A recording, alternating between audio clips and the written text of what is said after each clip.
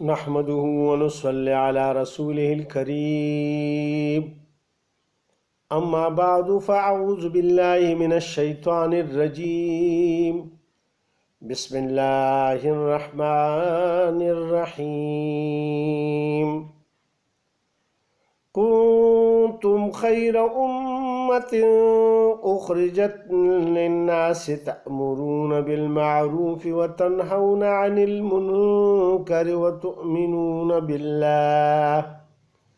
ولو آمن أهل الكتاب لكان خيرا لهم منهم المؤمنون وأكثرهم الفاسقون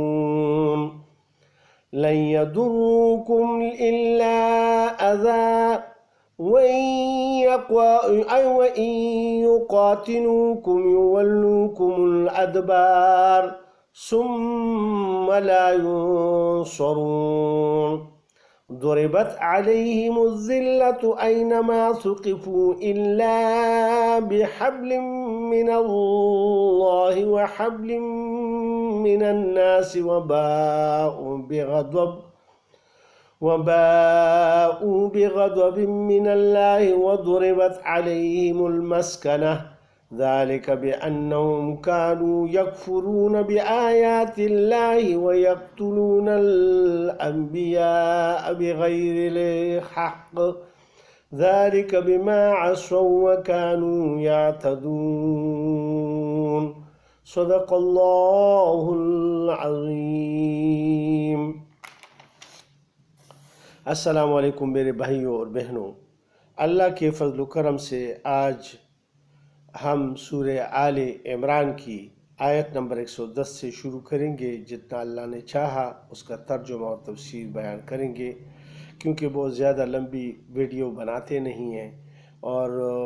کیونکہ لوگوں کے پاس اتنا ٹائم نہیں ہوتا، اس بات کو مد نظر رکھتے ہوئے ہم 14-15 یعنی 20 منٹ تک سے میکسیمم ہوتا ہے اور 10 منٹ سے 20 منٹ کے درمیان میں ہماری ویڈیو ہوتی ہے۔ تو آپ لوگوں سے درخواست ہے کہ تھوڑا سا یہ وقت نکال لیا کریں اور اللہ سبحانہ وتعالیٰ کے اس کلام کو یعنی سمجھنے کی کوشش کریں کہ اللہ سبحانہ وتعالیٰ اس کلام پاک میں ہمیں کیا فرما رہے ہیں۔ ٹھیک ہے، اس کی تلاوت کا تو ہر حرف پہ 10 نیکیوں کا کم از کم ثواب ہے۔ یہ اللہ سبحانہ وتعالیٰ کا فضل و کرم ہے۔ امتی محمدیہ صلی اللہ علیہ وسلم کے ہر حرف پر ہمیں ایک نیکی ملتی ہے، لیکن جب اس کے معنی اور مفہوم کے ساتھ ہم پڑھتے ہیں تو اس پر پھر اجر بہت زیادہ ہے، کیونکہ اللہ سبحانہ وتعالیٰ پھر اس کی وجہ سے ہمیں اپنی کلام پر یعنی اس پر عمل کرنے کی بھی توفیق عطا فرما دیتے ہیں۔ کیونکہ ایک بات جب ہم ایسے سنتے ہیں کسی آدمی سے، اس کا اثر کچھ اور ہوتا ہے، اور جو کلام پاک میں اللہ سبحانہ وتعالیٰ سے ڈائریکٹ ہم سنتے ہیں یعنی اللہ کے کلام کا ترجمہ اور اس کا پھر تفسیر اور اس وقت کے صحابہ کے یعنی زمانے کے وہ شان نزول جو آیت کے بیان ہوتی ہیں، تو وہ بہت دلچسپ ہوتا ہے اور اس میں بہت عبرتیں ہوتی ہیں، اور اللہ سبحانہ وتعالیٰ اس کی وجہ سے ہمیں بھی ہدایت عطا فرما دیتے ہیں اور ہمیں صحیح راستے پر چلانے کے لیے ہدایت فرما دیتے ہیں، تو ہمارے دل نرم ہو جاتے ہیں۔ تو اس لیے اس کو تھوڑا سا ٹائم دے دیا کریں۔ اللہ آپ سب کا بھلا کرے۔ اللہ سبحانہ وتعالیٰ آیت نمبر 110 میں فرماتے ہیں، کنتم خیر امت، تم ہو بہتر سب امتوں سے، جو اخرجت للناس بھیجی گئی عالم میں، تأمرون بالمعروف حکم کرتے ہو اچھے کاموں کا، وتنہون عن المنکر اور منع کرتے ہو برے کاموں سے، وتؤمنون باللہ اور ایمان لاتے ہو اللہ پر۔ اس میں اللہ سبحانہ وتعالیٰ نے حضرت محمد مصطفیٰ صلی اللہ علیہ وسلم کی امت کو اجتماعی طور پر سب امت کو یعنی ہر ایک فرد جو یہ اس امت میں پیدا ہوا ہے اور وہ مسلمان ہے، یعنی رسول پاک صلی اللہ علیہ وسلم کہ دعوی نبوت کے بعد جو بھی لوگ یعنی جنہوں نے ان کی دعوت پر کلمہ پڑھا تو وہ تو صحابہ ہوئے، کیونکہ انہوں نے تو محمد صلی اللہ علیہ وآلہ وسلم کو اپنے آنکھوں سے دیکھ لیا اور ان کا زمانہ پایا، لہٰذا وہ تو ہے ہی بہت اچھے اور لوگ اور سب سے بہترین لوگ ہیں، لیکن اللہ سبحانہ وتعالیٰ نے تمام امت محمدیہ صلی اللہ علیہ وآلہ وسلم کو بہتر امت قرار دی ہے۔ کنتم خیر امت، یعنی تم بہت خیر کی امت ہو۔ اخرجت للناس، یعنی یہ خیر والی بات جو اللہ پاک نے فرمائی ہے، یہ کس وجہ سے فرمائی ہے اور تمہیں یہ فضیلت کس وجہ سے دی گئی ہے، اللہ سبحانہ وتعالیٰ اس کی وضاحت خود فرماتے ہیں۔ اخرجت للناس، جو اس لیے کہ تم نکالے گئے ہو، تأمرون بالمعروف، تاکہ تم لوگوں کو امر کرو، حکم کرو یا ان کو دعوت دو اچھی باتوں کا، وتنہون عن المنکر، اور منع کرو یعنی برے کاموں سے۔ جو بھی آدمی اپنے زمانے میں، اپنے وقت میں، کسی بھی وقت ہوتا ہے تو وہ اگر بال بچوں میں ہوتا ہے تو اپنے بال بچوں کو ترغیب دیں گے اچھے اعمال کرنے کا، اور اسی طرح اگر ان کو برائی میں پڑے ہوئے دیکھتے ہیں تو ان کو منع بھی کرے گا۔ پھر منع کرنے کے 3 طریقے رسول پاک صلی اللہ علیہ وسلم نے حدیث مبارک میں فرمائے ہیں۔ پہلا فرماتے ہیں رسول پاک صلی اللہ علیہ وسلم، جب تم ایسی بات کو دیکھ لو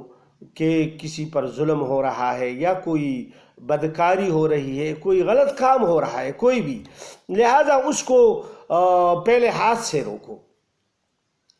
اور اگر اس کی استطاعت تمہیں نہیں ہے لہٰذا پھر زبان سے اس کا انکار کرو، یعنی زبان سے اس کو واعظ نصیحت بھی کر سکتے ہو اور تنبیہ بھی کر سکتے ہو۔ تنبیہ تو آپ اپنے بال بچوں کو، چھوٹے بال بچوں کو کر سکتے ہیں، یا جو اپنے نوکر چاکر ہوتے ہیں، اس وقت غلام ہوا کرتے تھے، ان کو آپ یعنی مار بھی سکتے ہیں اور ان کو یعنی کچھ سزا بھی دے سکتے ہیں، لیکن پرائے لوگوں کو تو آپ اس طرح نہیں کر سکتے۔ اور تو بعض لوگ ایسے ہوتے ہیں کہ وہ بہت زیادہ طاقتور ہوتے ہیں اور بہت زیادہ قوت طاقت والے ہوتے ہیں، ان کے سامنے جیسے بادشاہ ہوتا ہے، گورنر ہوتا ہے یا کوئی وزیر ہوتا ہے، وہ کوئی غلط کام کر رہا ہے، برسر عام کر رہا ہے، لیکن ایک آدمی دیکھ رہا ہے اور وہ اس کی استطاعت نہیں رکھ سکتا، یا چودھری ہے یا وڈیرا ہے، خان ہے، کوئی کسی علاقے کا جو بڑا ہے اور وہ کر رہا ہے،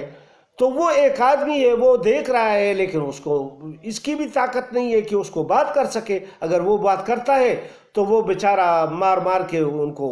بہت خراب کر دیں گے، لہٰذا اس کے لیے اور مصیبت بن جائے گی۔ تو اس کو دل سے برا مانو، اور پھر یعنی دل میں یہ کہو کہ یہ تو بہت برا ہی کر رہے ہیں، یہ ظلم کر رہا ہے کسی کے اوپر، یا یہ بدکاری کر رہا ہے یا کوئی غلط کام کر رہا ہے، لہٰذا میری قوت طاقت نہیں ہے، یا اللہ مجھے اس سے بچائیں اور اس کو ہدایت کر دے۔ دل ہی دل میں خفا ہو جائے، اگر یہ دل میں خفا ہو گیا اس بات پہ تو اس کا ایمان ہے، کیونکہ اضعف الایمان کا لفظ رسول پاک صلی اللہ علیہ وسلم نے استعمال کیا ہے کہ یہ سب سے ضعیف ایمان ہے، اس سے کم درجہ پھر ایمان کا نہیں ہے کہ جو دل سے بھی کوئی برا نہ مانے۔ اب اگر کسی کے اوپر ظلم ہو رہا ہے اور آپ دیکھ رہے ہیں، اور اگر آپ دل میں خوش ہو گئے تو آپ اپنے ایمان پر یعنی خفا ہو جائیے اور ڈریے کہ کہیں میرا ایمان سلب تو نہیں ہوا ہے، کہ میرا تو دل بھی خفا نہیں ہوا اس غلط کام پہ، یہ جو ظلم ہو رہا ہے یا کوئی بدکاری ہو رہی ہے اور اس پر میرے دل کو تکلیف بھی نہیں پہنچی، جس پہ کوئی نہ پیسہ خرچ ہوتا ہے، نہ کوئی آپ کی عزت میں فرق آتا ہے، نہ کوئی آپ کو کچھ کوئی کہہ سکتا ہے، وہ تو دل کی بات ہے۔ لہٰذا دل کے رازوں کو تو اور سینے کے چھپے ہوئے رازوں کو اللہ سبحانہ وتعالیٰ جانتے ہیں، لہٰذا یہ ایمان کی حد تک ہے۔ رسول پاک صلی اللہ علیہ وسلم نے ادھر تک اجازت دی ہے کہ چلے آپ کا دل اگر خفا ہو گیا تو یہ بھی سب سے کم درجہ ہے ایمان کا، اور اس سے کم درجہ پھر ایمان کا نہیں ہے۔ اگر آپ کا دل بھی اس پر خفا نہیں ہوتا برائیوں پر تو پھر یہ اپنے ایمان پر ڈریے کہ یار میرا ایمان تو بہت ہی زیادہ گرا چکا ہے، گر گیا ہے، جس کی وجہ سے یعنی میں تو اس قابل بھی نہیں رہا کہ میرے سامنے جو ایک غلط کام ہو رہا ہے اور اس پر میرا دل بھی خفا نہیں ہوتا۔ لہٰذا اپنے یعنی اعمال کو اس طرح کر لے کہ کم از کم دل تو خفا ہونا۔ تو اگر ایک آدمی ہے وہ خود غلط کام کر رہا ہے اور غلط معاشرے میں بگڑے ہوئے میں ہیں تو وہ تو یعنی ایسے یعنی اس کا دل تو تبھی خفا ہوگا جب وہ نیک ہوگا۔ لہذا سب امت محمدیہ صلی اللہ علیہ وسلم کو نیک ہونا چاہیے۔ تو اگر اس میں کوئی ایسا ظالم ہے یا کوئی بدکار ہے یا کوئی کسی قسم کا گناہ کر رہا ہے، یعنی اکثریت کے لوگ ان کے اچھے ہونے چاہیے، اور اگر کوئی ہے تو وہ جو اچھے اور نیک لوگ ان کو دیکھے تو اگر ان کی ہاتھ سے ان کو منع کرنے کی استطاعت نہیں ہے اور زبان سے بھی نہیں ہے تو دل سے تو کم از کم برا جانیے۔ لہذا یہ کم سے کم درجہ ہے، اللہ سبحانہ وتعالی ہمیں اس سے کم درجے میں تو نہ لائے۔ پھر اللہ سبحانہ وتعالی اس کے بعد فرماتے ہیں کہ وَتُؤْمِنُونَ بِاللَّهِ، اور اس کے ساتھ اللہ پر ایمان بھی رکھتا ہے، کیونکہ بعض لوگ تو آپ نے دیکھے ہوں گے کہ کافر لوگ بھی اس طرح کرتے ہیں کہ جو بد کام یا ظلم وغیرہ دیکھ لیتے ہیں تو ان کو منع کرتے ہیں اور ان کے ہاتھ پکڑ لیتے ہیں۔ جابر ہوتا ہے، طاقت والا ہوتا ہے تو وہ کر سکتا ہے تو وہ کر لیتا ہے۔ اور پھر دوسری بات جو ہے وہ مطلب ہے کہ بعض اوقات وہ اگر وہ طاقت نہیں رکھتا تو زبان سے بھی کر لیتا ہے، لیکن ایمان اس کا نہیں ہے اور برا بھی دل سے جانتا ہے، لیکن اس کا ایمان نہیں ہے تو اس کو یہ چیزیں فائدہ نہیں دیتی۔ ٹھیک ہے، دنیا میں تو اس کی مشہوری ہو جائے گی کہ یہ دیکھو ہندو ہے، سکھ ہے، یا یہ انگریز ہے، یا کوئی اور مذہب سے تعلق رکھتا ہے، مثال چینی ہے یا کمیونسٹ ہے، کوئی بھی مذہب یعنی لا مذہب ہے یا مذہب والا ہے، اچھا کام کرتا ہے تو لوگ کہیں گے یار یہ تو بہت اچھا آدمی ہے، لیکن اس کا ایمان نہیں ہے تو ادھر تو اس کی واہ واہ ہو جائے گی، اس کی مشہوری بھی ہو جائے گی، لوگ بھی اچھا کہیں گے، اور کچھ یعنی حکومت کی وجہ سے یا کوئی وہ جو اچھے کام کرتا ہے تو ان کے تمغے وغیرہ بھی مل جائیں گے۔ لیکن اگر اس کا ایمان نہیں ہے، یعنی اللہ پر، رسول صلی اللہ علیہ وسلم پر، قرآن پر، یوم آخرت پر، ملائکہ پر ایمان، یعنی صرف ادھر تو اللہ سبحانہ وتعالیٰ نے صرف ایمان باللہ ذکر فرمایا ہے، تو ایمان باللہ سے ادھر مکمل ایمان یعنی اللہ پاک نے فرمایا، کیونکہ اللہ پر جب ایمان ہم صحیح طرح لائیں گے تو اللہ کی کہی ہوئی باتوں پر بھی ایمان لائیں گے، یعنی پھر اللہ پر ایمان لائے تو اس سارے کلام پر بھی ہم نے ایمان لایا، اور پھر ان سب باتوں پر بھی ایمان لایا، تو اس میں جو اللہ نے فرمایا ہے اس پر بھی ہم نے ایمان لایا، تو اس میں اللہ سبحانہ وتعالیٰ جس طرح فرماتے ہیں اسی طرح ہم پھر کریں گے تو پھر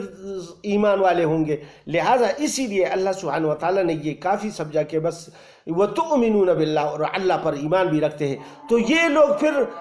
دنیا کے ساتھ ساتھ آخرت میں بھی کامیاب ہیں، ان کو پھر آخرت کی خوشیاں بھی ملیں گی، اور یعنی کامیابی جو دنیا کی کامیابی ہے اس کے ساتھ آخرت کی کامیابی بھی ان کو ملے گی۔ پھر اللہ سبحانہ وتعالیٰ فرماتے ہیں آگے وَلَوْ آمَنَ أَهْلُ الْكِتَابِ، اور اگر ایمان لاتے اہل کتاب لَكَانَ خَيْرًا لَهُمْ، تو ان کے لیے یہ بہت بہتر تھا کہ اگر یہ بھی اسی طرح ایمان لے آتے تو یہ بھی امت محمدیہ صلی اللہ علیہ وسلم میں شامل ہو جاتے اور خیر کی امت میں شامل ہو جاتے، کیونکہ رسول پاک صلی اللہ علیہ وسلم کی امت کو اللہ پاک نے خیر کی امت کہا ہے، تو پھر یہ خیر کی امت میں شامل ہو جاتے۔ پھر اللہ سبحانہ وتعالیٰ فرماتے ہیں منہم المؤمنین، کچھ تو ان میں سے ہیں ایمان پر، منہم المؤمنون واکثرہم الفاسقون، اور اکثر ان میں نافرمان ہیں۔ اس سے کیا مراد ہے؟ اس سے یہ مراد ہے کہ اس میں سے پہلے جو یہود میں کچھ ایسے لوگ بھی تھے جو تورات پڑھتے تھے اور اس پر ایمان بھی رکھتے تھے، اور وہ صحیح عقیدے کے ساتھ انہوں نے اس پر ایمان رکھا تھا، اور اللہ پر اور موسیٰ علیہ السلام پر اور اگلی پیغمبروں پر سب پر ایمان رکھا تھا، کیونکہ تورات میں بھی یہی بات لکھی ہوئی تھی کہ یعنی سب پیغمبروں پر بھی ایمان لانا ہے، جو پچھلی کتابیں گزری ہیں ان سب پر ایمان لانا ہے۔ تو وہ اس پر عمل پیرا تھے۔ جب انہوں نے اسلام کا نعرہ سنا، رسول پاک صلی اللہ علیہ وسلم کے بارے میں سنا، جیسے کہ عبداللہ ابن سلام رضی اللہ تعالیٰ عنہ، یعنی وہ جب ان کو پتہ چلا کہ رسول پاک محمد صلی اللہ علیہ وسلم آئے ہیں مدینہ میں اور وہ پیغمبری کا دعویٰ کرتے ہیں، تو وہ اہل کتاب کا عالم تھا، لہٰذا وہ آیا اور ان کی باتیں سنی اور وہ قرآن سنا، اور وہ سب جو خصلتیں تھی تورات میں بیان ہوئی تھی صحیح معنوں میں اس نے پڑھی تھی، لہٰذا اس نے ایمان لایا۔ اسی طرح یعنی حبشہ کے بادشاہ جو نجاشی تھا، اس کے سامنے جب جابر رضی اللہ تعالیٰ عنہ نے یعنی جعفر رضی اللہ تعالیٰ عنہ نے جب قرآن سنایا، سورہ مریم سنائی، تو وہ بھی ایمان لایا، اور پھر بعد میں رسول پاک صلی اللہ علیہ وآلہ وسلم کو یعنی اس نے پیغام بھی بھیجا اور ایمان لانے کی۔ رسول پاک صلی اللہ علیہ وآلہ وسلم نے جب اس کی موت واقع ہوئی تو غائبانہ جنازہ بھی پڑھی تھی، لہٰذا وہ بھی ایمان لائے، اور بہت سے ایسے لوگ اور بھی ہیں جو ایمان یعنی سچے معنوں میں وہ تورات پر عمل پیرا تھے، لہٰذا وہ ایمان لائے۔ تو اللہ سبحانہ وتعالیٰ نے اس آیت کے آخر میں یہ فرمایا منہم المؤمنون، اور ان میں سے بھی مومن ہیں، یعنی وہ مومن تھے اور پھر ایمان لائے اور مومن ہی رہے، اور وہ جو صرف یعنی دعویٰ کرتے ہیں وہ بعد میں جب انکار کیا تو وہ مومن نہیں رہے، وہ کافر ہو گئے۔ لہذا وَأَكْثَرُهُمُ الْفَاسِقُونَ، اور اکثر ان میں نافرمان ہیں، یعنی اکثر لوگ جو ایسے ہیں کہ وہ اس بات کو نہیں مانتے کہ محمد صلی اللہ علیہ وسلم اللہ کے رسول ہے اور قرآن پاک اللہ کی کتاب ہے، لہٰذا اس وجہ سے انہوں نے کفر کر دیا اور نافرمان ہو گئے۔ اللہ سبحانہ وتعالی ہم سب کو ان پر عمل کی توفیق عطا فرمائے۔ وما علینا الا البلاغ۔ السلام علیکم ورحمۃ اللہ۔